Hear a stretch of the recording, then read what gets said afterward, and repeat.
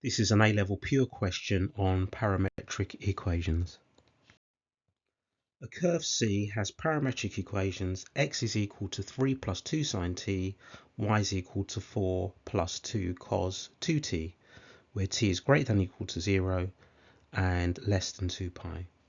Part A, show that all the points on C satisfy y is equal to 6 minus x minus 3 all squared.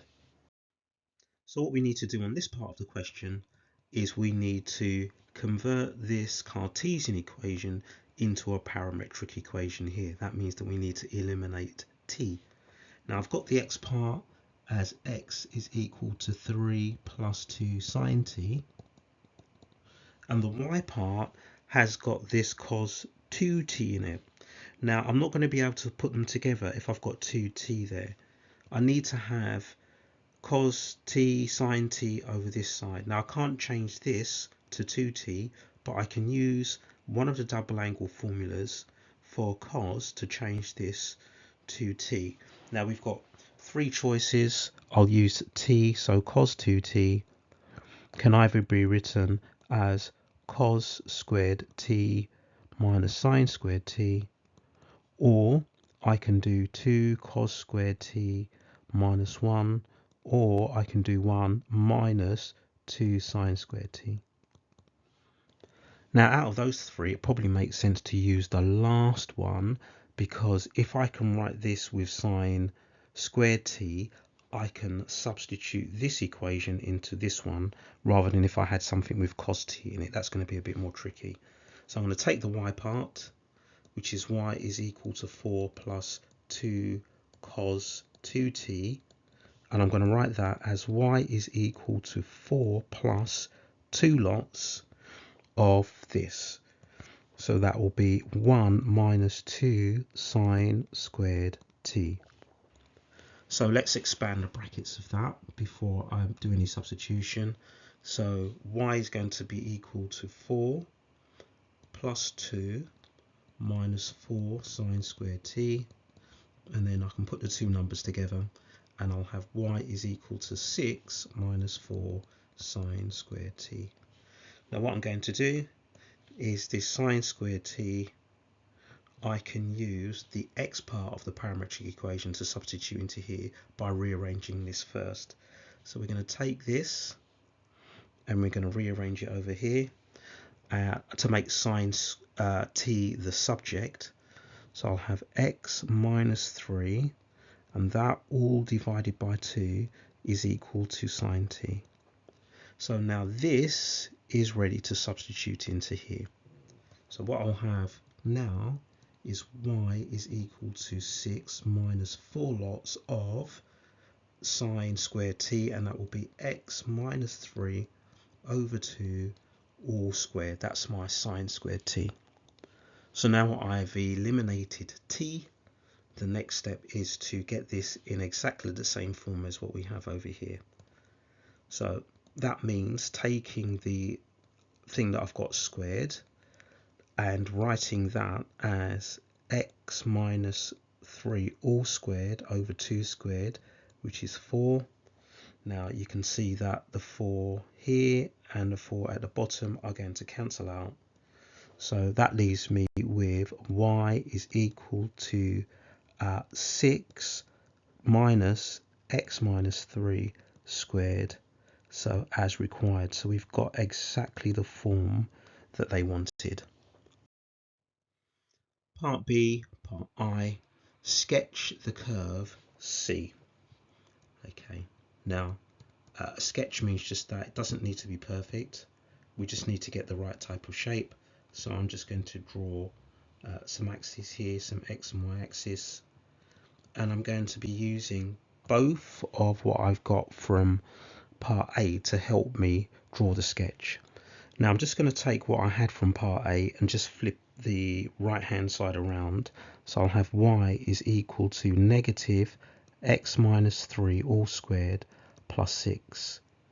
Now I can see because of the negative coefficient here that the quadratic is going to be n-shaped like this.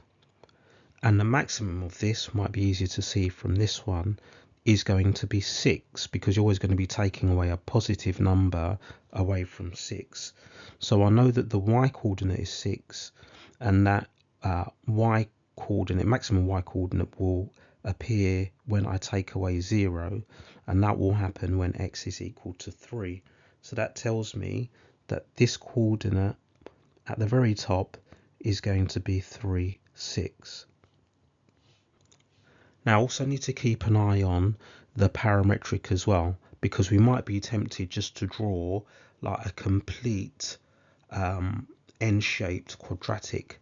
But if we go back to here, t can only go between 0 and 2 pi. Now, if t can only go between 0 and 2 pi, that means that this sine t and this cos t can only go between 1 and -1. So if I have t at a value that gives me the maximum of sine t, which is 1, I'd basically have 3 plus 2 times 1. So I've got a maximum x coordinate of 5. But the minimum x coordinate, well, the smallest can be, is when this sine t is -1. So I've got 3 plus 2 times -1, in other words, 3 minus 2. That gives me a value of 1. So actually, the biggest and the smallest those x coordinates are going to be 5 and 1. It's not going to go any further below 1. And if I do the same with the y coordinates, looking at the parametric, so the largest that cos t can be is 1. So 4 plus 2 times 1 gives me a maximum y coordinate of 6. And the minimum y coordinate is going to be when cos t is -1. So you've got 4 minus 2, which is going to give me 2. So we've got some restrictions on how much the x and y coordinates can go up and down. So let's now get all of this information and plot it on here. So my minimum coordinate is going to be 1, 2. So I'm going to mark 1, 2 on here. Now I think what I'll do is I'll use 1 square to represent 2. It's only a sketch, it doesn't need to be perfect. So 1, 2 is going to be here. Okay, and I'm going to write on what that coordinate is here. So 1, 2. That's the smallest a coordinate can be. The largest that a coordinate can be is not going to be 5, 6, which we might be tempted to do, because remember we worked out that the maximum point is 3, 6. So we'll plot that point on. So 3, 6 on my scale will be 1.5 across and 3 up. So this point here represents the maximum point of this U-shaped quadratic. So you can see it beginning to take shape. I now just need to complete it by writing down what this coordinate is over here. So at this point, the x coordinate will increase to its maximum, but the y coordinate is going to decrease because it can't get any bigger than 6. So over here, this point, I'm going to have the coordinate of 5, 2. So 5, 2. So let's mark that on. So that'd be 2.5 squares across and 1 square up. So I'll mark that as 5, 2. So using both of the equations, that allows me to draw the sketch. So I'll just join those up like this, and that will give me a completed sketch of the curve C. Part II, or 2, explain briefly why C does not include all points of y equals 6 minus x minus 3 all squared. So I'll draw that first so you can see. Now if it was the whole of 6 minus x minus 3 all squared, then basically this quadratic would continue down like this, but it doesn't. It has these endpoints here. And that's to do with the restrictions we have on how far x and y can go.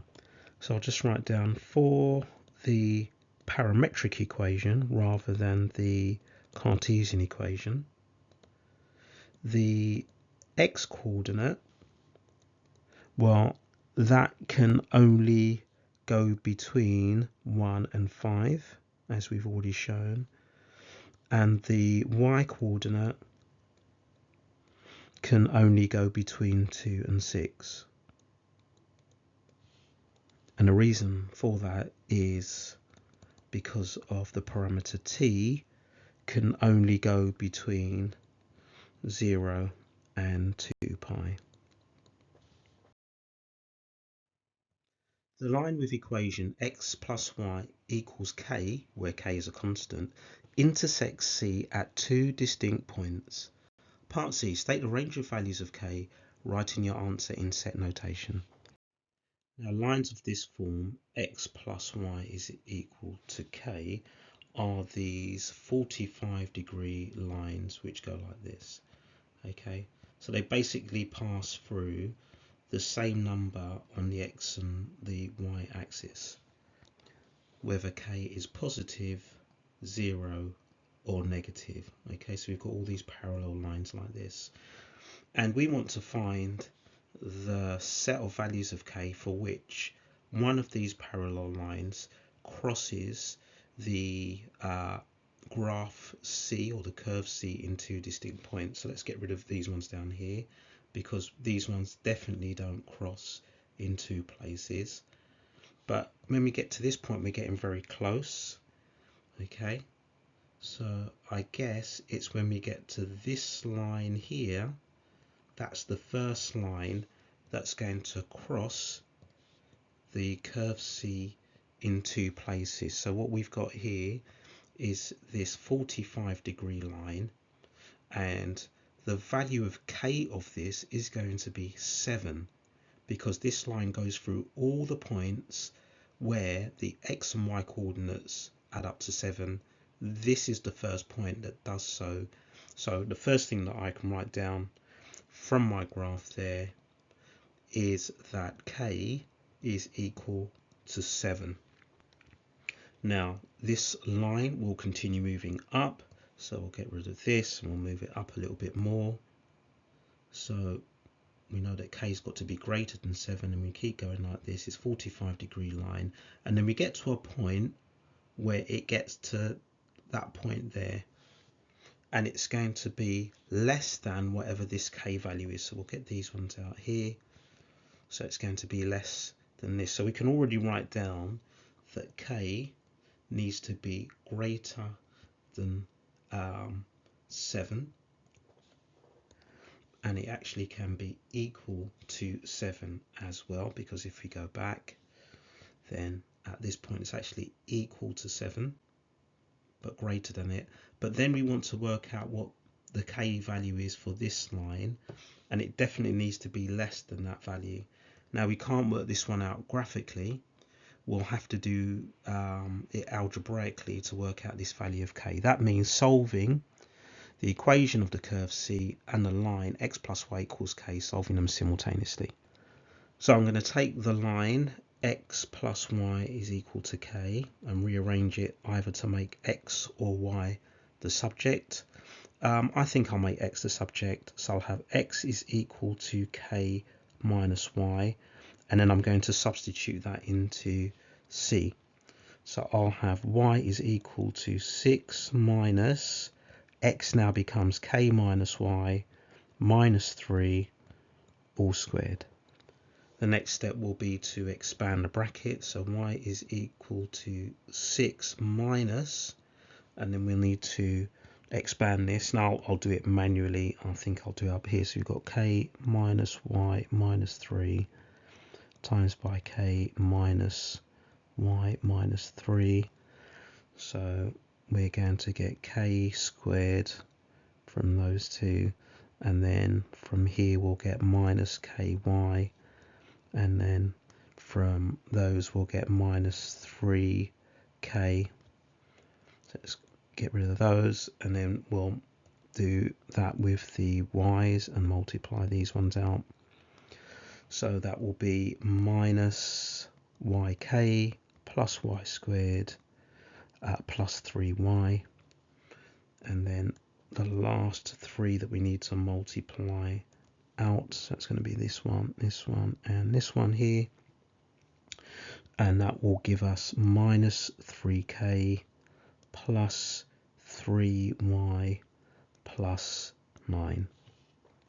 So let's collect the like terms. So in terms of y squared terms, I've just got plus y squared, so we'll cross that out.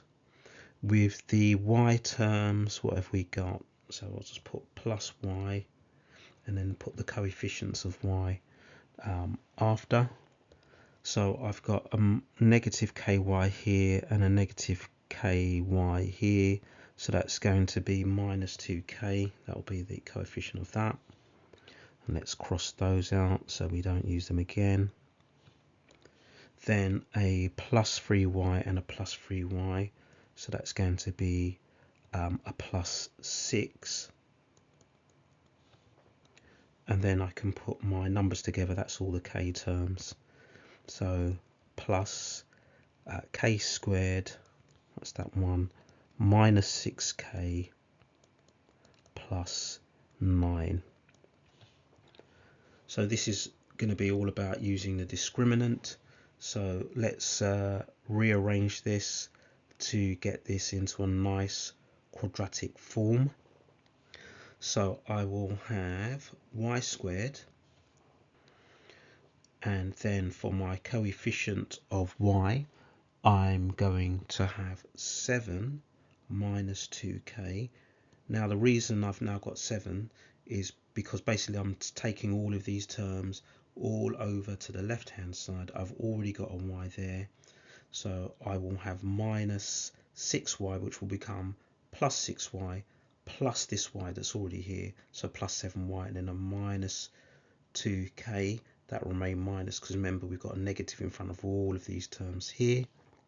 And then for my number term, it's going to be plus, and then k squared minus 6 squared, 6k, and then I'll have 6 minus 9, which will become minus 3.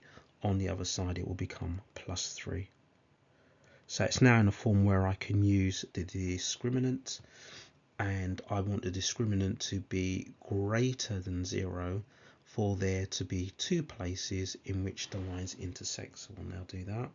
So remember, the discriminant is b squared minus 4ac, and for 2 distinct intersection points this needs to be greater than 0. So we're now going to write and solve this inequality. So b squared is going to be 7 minus 2k squared minus 4 times by the coefficient of the y squared term, which is 1, and then c, well, that's going to be this number here, k squared minus 6 squared plus 3, and we want that to be greater than 0. We'll expand the brackets and see what we get. So we're expanding these brackets here. I will get 49, and then I'll get minus 14k, and then another minus 14k, so minus 28k, and then plus 4k squared, and then from here this will give me minus 4k squared. Let's put the 4 in before I put the k, and then minus 4 times by negative 6k becomes plus 24k, and then minus 4 times by 3 minus 12 needs to be greater than 0. Right, the 4k squared and a minus 4k squared cancel out. Then I'll have 24k minus 28k. That will leave me with negative 4k, and then 49 minus the 12 is going to give me plus 37, and that needs to be greater than 0. So if we divide both sides by negative 4, that does mean I need to flip the sign around, so that will be at 37 over 4. That's what k needs to be less than. So now I can finish off this inequality here. Let's just move it across. So we already established that k needs to be greater than or equal to 7, and that will be for this line here. And then for this line at the top, k needs to be less than 37 over 4. So this gives the range of values. Now it does ask us to write it in set notation. This isn't in set notation. So let's do that now. So remember, when we write something in set notation, it needs to be in curly brackets. I'll try my best to draw them. I can never draw them properly. And what we need to do is to define our constant. Our constant is k, and it's in the set of real numbers. Then we do a colon or a semicolon, and then we write our conditions, and that's just going to be our inequality here. K greater than or equal to 7, less than or 37 over 4, and then we close the curly brackets. Now there are alternative ways of writing answers in set notation, so there may be slight differences to the way you do it, but the principles apply. Define your constant, put it in curly brackets, and the use of a colon or semicolon if you write it in this form. And over here I've just put an alternative way of writing the answer with the use of the intersection symbol and the two inequalities written into separate curly brackets.